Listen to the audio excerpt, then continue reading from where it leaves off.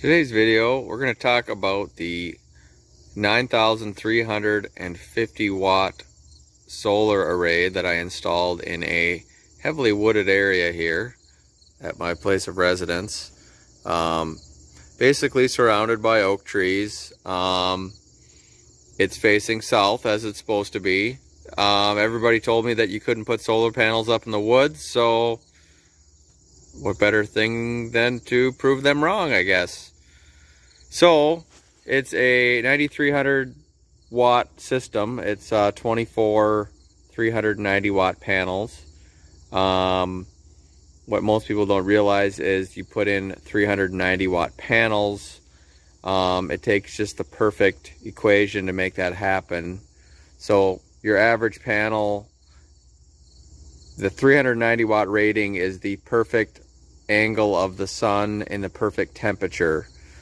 So expect that you're only probably going to see like 90% of those actual ratings on a typical day. So a 9,300 watt system, I mean, I see upper 8,000s, so 85, 8,600 watts quite commonly on a sunny day. I have seen the full amount more than once. It is very possible, just not something you should expect all the time.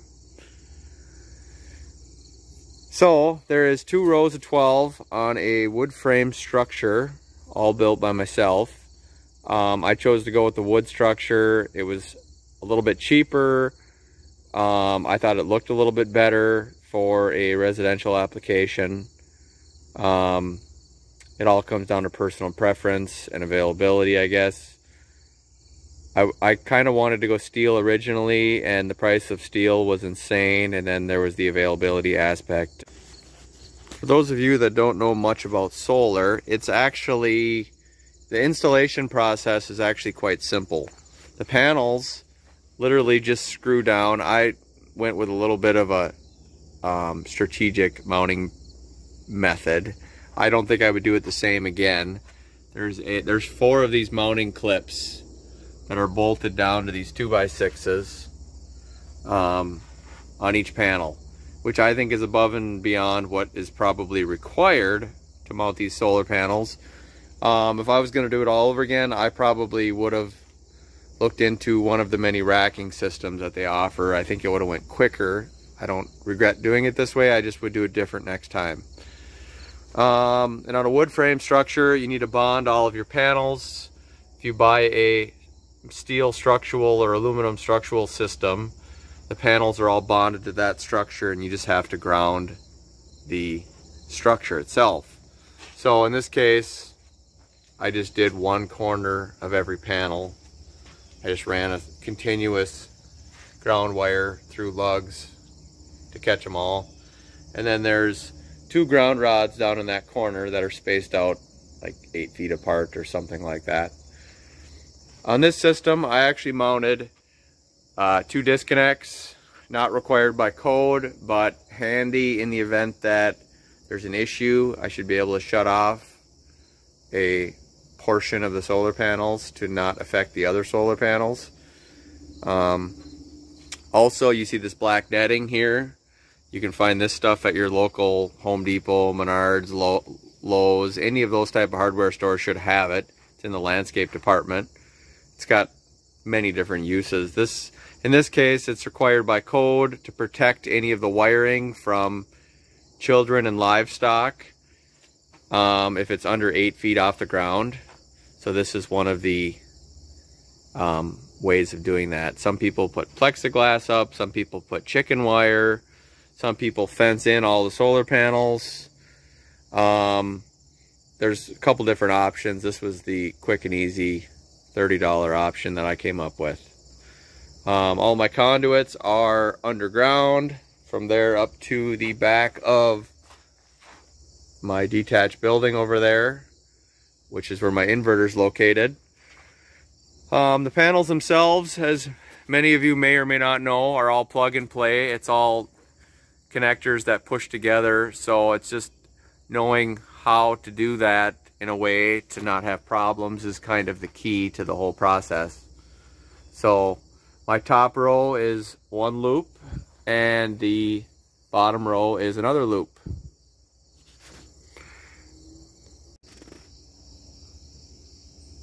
Any of the cables that I needed, the solar cables with the connection ends, the push together ends on them, I purchased all of those with the ends on them already.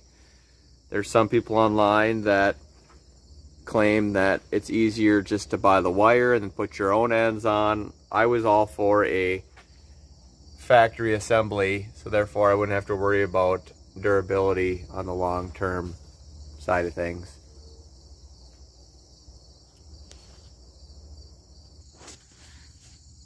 One of the advantages to the way that I mounted all my panels is there is little to no gap in between them all the way around. So when it rains, there is, in between the top row and the bottom row, there is a drip edge that occurs. You can see in the dirt underneath the panels. But all in all, it creates a pretty good structure over the, I mean, you could put something underneath this if you wanted it to stay mostly dry. They do a pretty good job of keeping the water out. A lot of the racking systems have a clamping style where there's a bolt with a giant washer in 4 corners, which is just another way of doing it. I'm not saying I wouldn't do it that way. That would be a possible option if I was going to do this system all over again. But you do end up with probably a 1-inch gap between every panel, which would maybe be okay in a snowy atmosphere. The snow would potentially slide between those cracks. Which brings me to the reason why I went with a ground-mounted solar array was 100% for snow removal. Most people don't realize when they put solar panels on top of their house is that in areas like Minnesota, there is snow potentially. I mean, some years are more snowy than others. There's snow up there for up to 6 months out of the year or more. So this way, the theory is I can basically sweep these off and keep them functioning year round. These panels are bifacial, which means they have the ability to collect light from the bottom side and the top side. Best case scenario, they could acquire up to 30% on the back side, they claim. Like a normal solar panel that's not bifacial, this back side is just white or a metal color. So I don't think I'm going to see any of the advantages to that in this scenario. Maybe when there's a whole bunch of white snow on the ground underneath, maybe I'll see. I mean, there's no way to track the bottom side production, so I just don't expect to see much here. If you had multiple rows of panels, maybe you'd see it more, or you'd exceed your rating of your panel. They say up to 30%. When I built my structure, I actually intentionally put a extra 2x6 on the perimeter, on the sides at bare minimum. More of a protective bumper for trees that may tip over, lawnmowers, side-by-sides, whatever could possibly run into the side of the panels. It was more for just for protection than anything. I intended to have more wood on the bottom side for protection, but these panels come out to almost exactly 14 feet end to end. So that being said, I didn't get much of a lower bumper, which I could always add something later if I choose to, but I didn't want to order 16-foot lumber and then cut off 2 feet on all of them. I should say 20 inches on all of them. So I went with the 14-foot lumber and basically just made it work from there.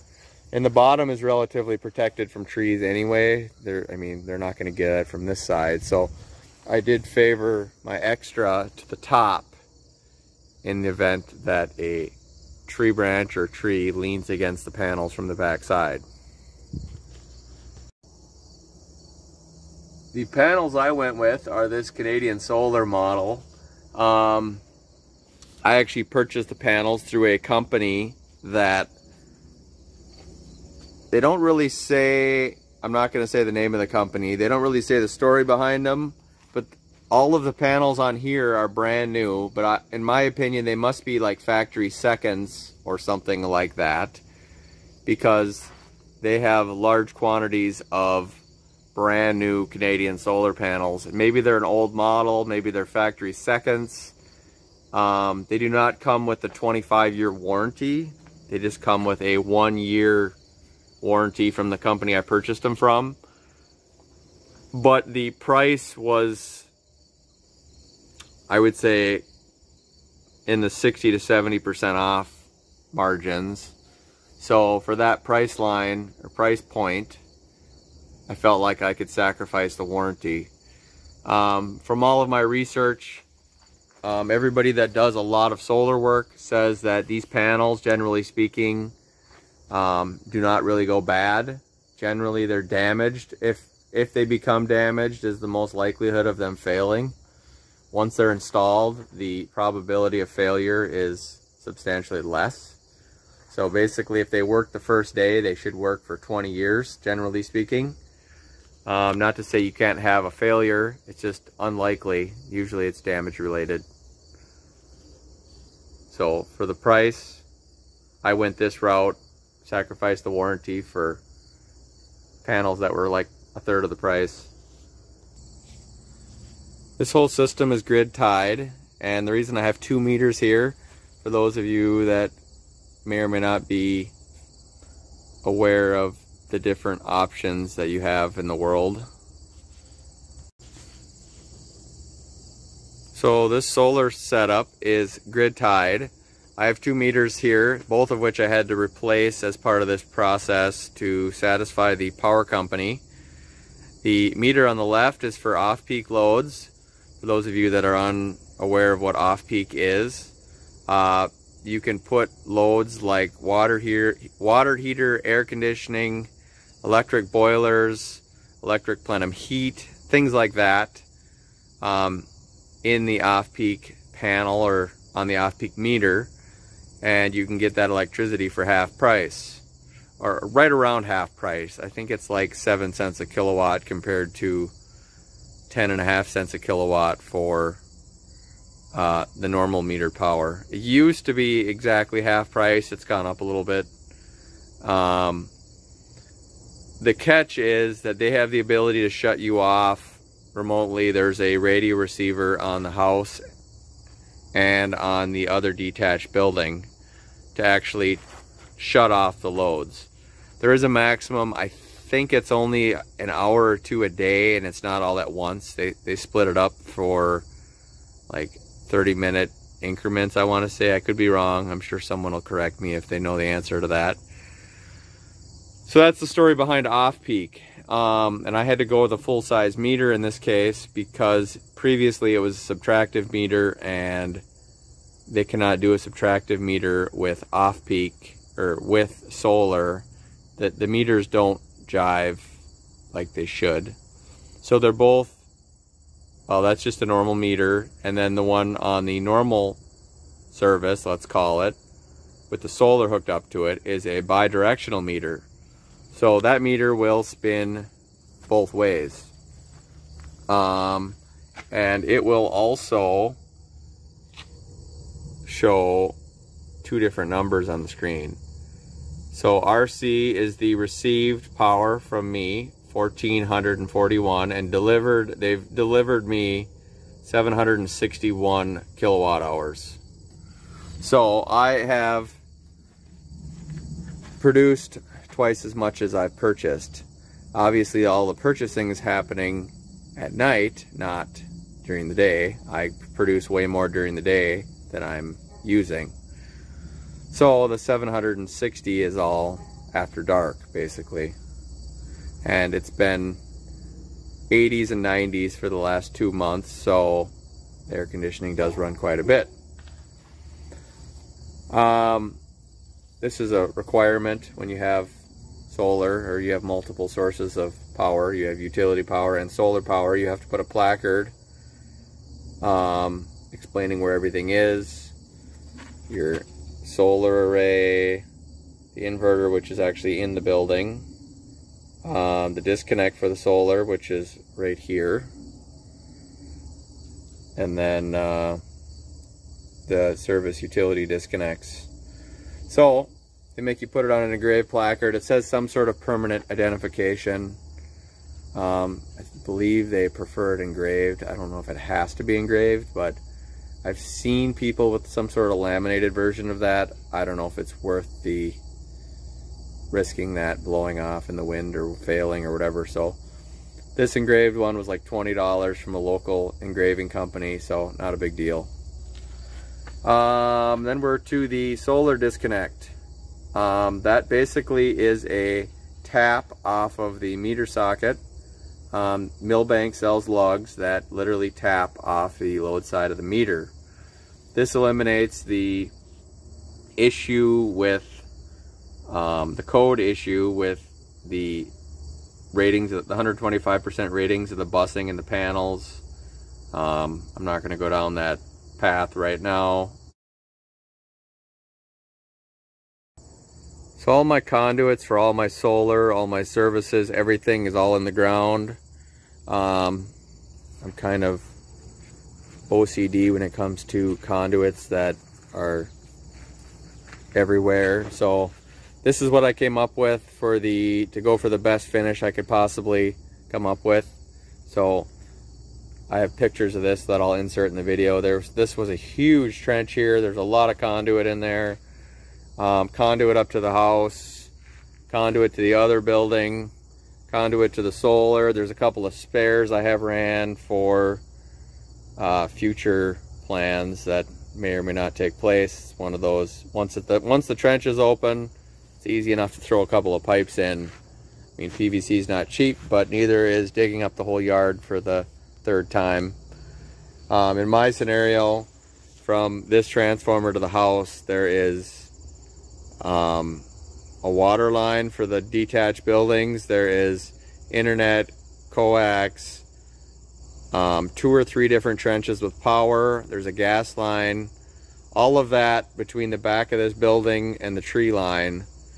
So it is not somewhere I would like to dig again if I don't have to. So I made sure I put plenty of conduit and wire in the ground to not have that issue.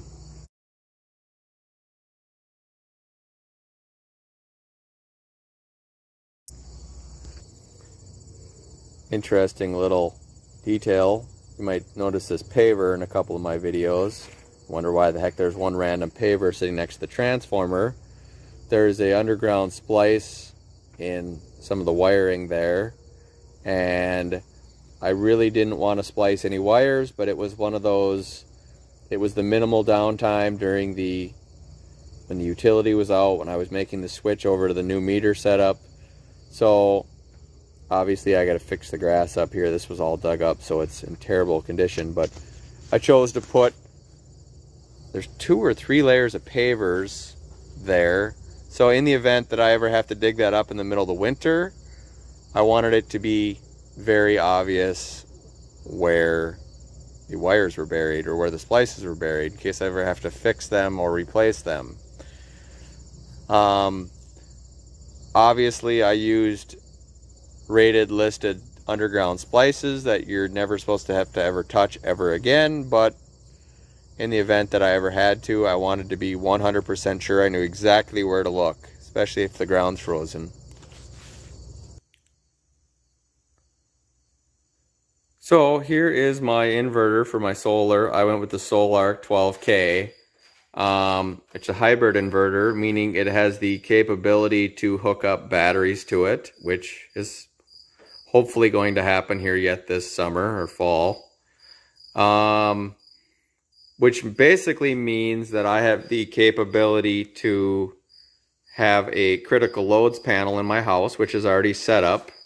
So if it's a sunny day or even after the battery's hooked up, if we have a power outage, these inverters act like a UPS and they'll transfer power immediately over to either your battery or the solar array, whichever is, or both.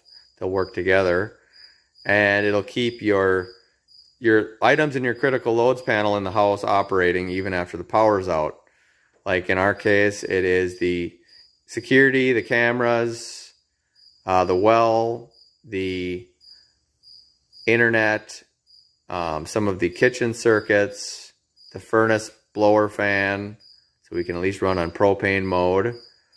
I'm in the process of moving a few more items over into that panel, but I mainly went for the essential items just to keep us functioning in the event of an outage of any sort, or whatever, utility outage, blizzard, whatever could take place where you might knock out power or lose power for a period of time. I'm just going to do a quick overview of this inverter. Eventually I will do a more detailed inverter video. It has a breaker for the battery power in the corner, which I don't have a battery yet, but there's positive, negative lugs down there for that.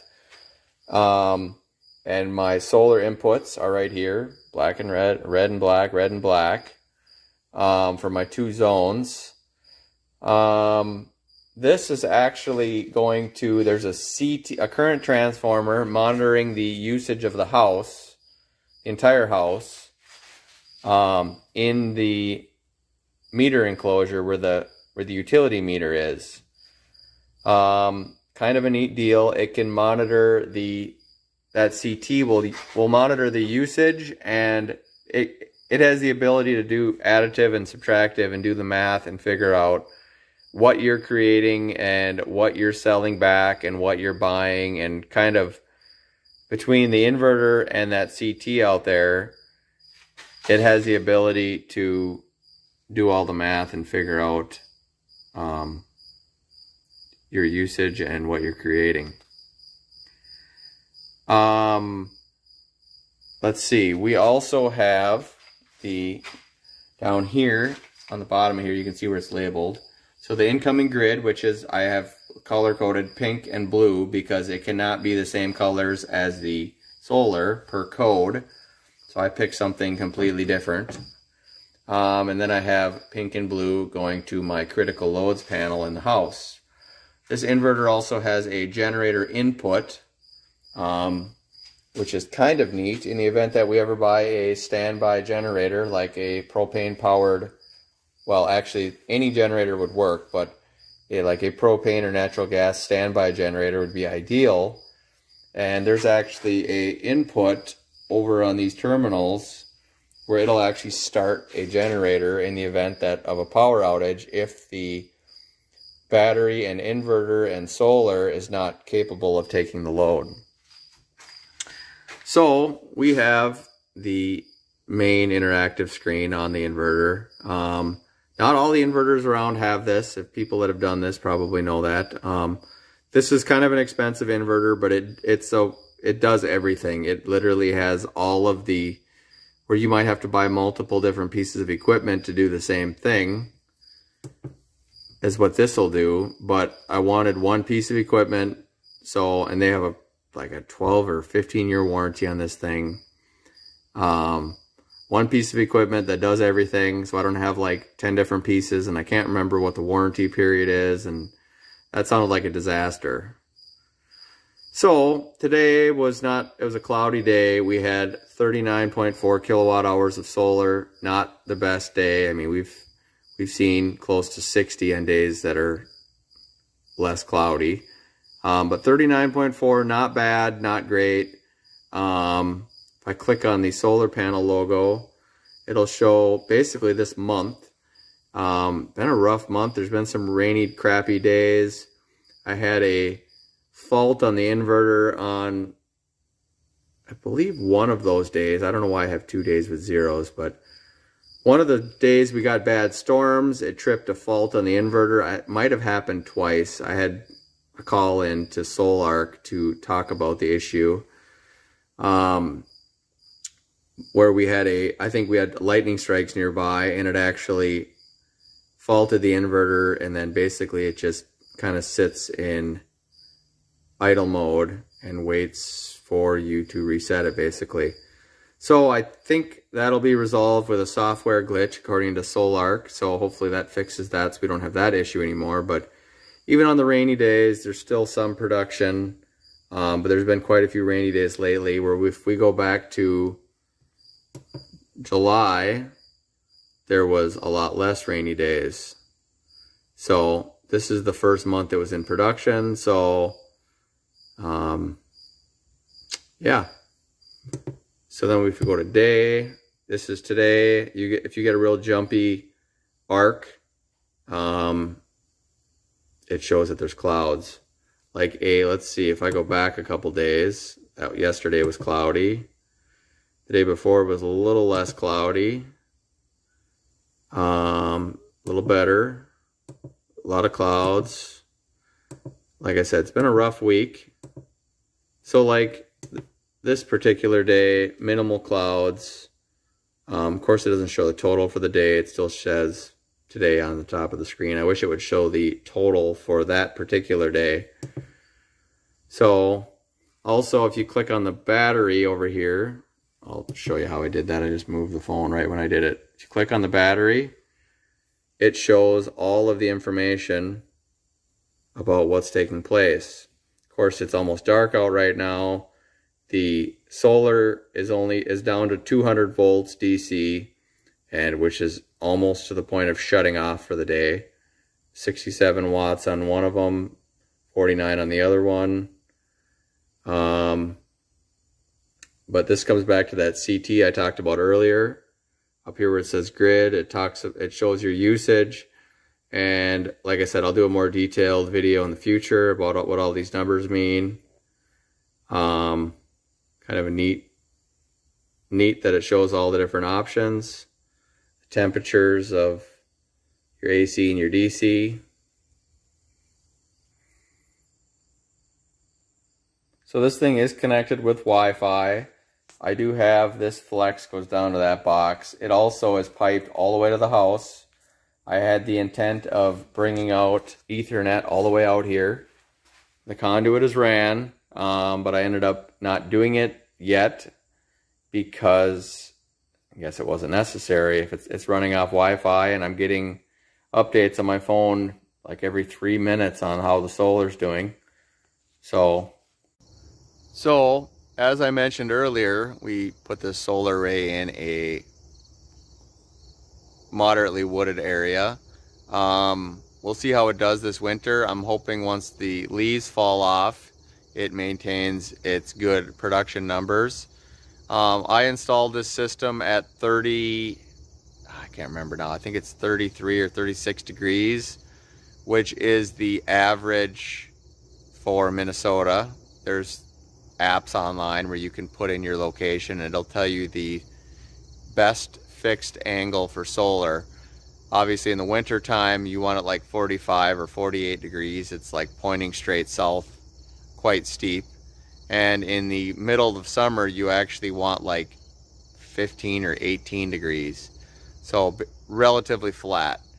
So I picked a good average, and we'll see how it does this winter once the leaves fall off. And I'm hoping that it does surprisingly well, because even in the winter time it's pretty bright even when it's not that sunny out. So I guess we're gonna find out. Right now we're averaging from upper 50s kilowatt hours per day down to a cloudy day is like 40 kilowatt hours per day, and a rainy day is in that 15 to 25 kilowatt hours per day. I'm still crunching the final numbers. I wanted to see a couple of months of production before I did some hard numbers on the return on investment. That'll be a whole nother video that I'm going to do in the near future that'll talk about what we have into this, if it's going to pay off in the timeline that I calculate. My initial calculations, if electricity does not go up at all and it just stays the same price, we're around 8 to 10 years break even.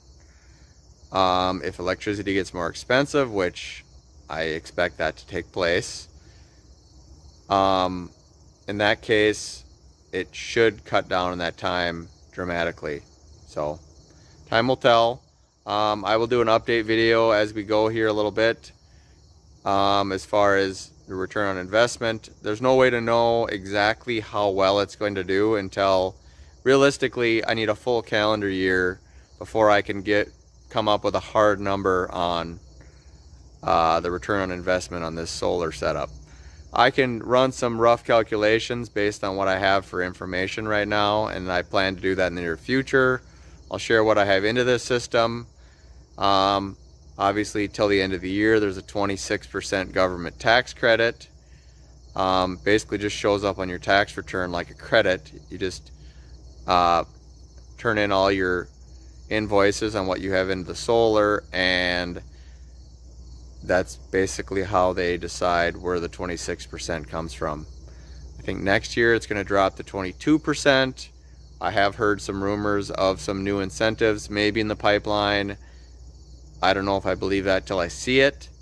So that was some of the driving force behind this, was some of the tax incentives. So we'll see where we're at, and that'll be on a future video.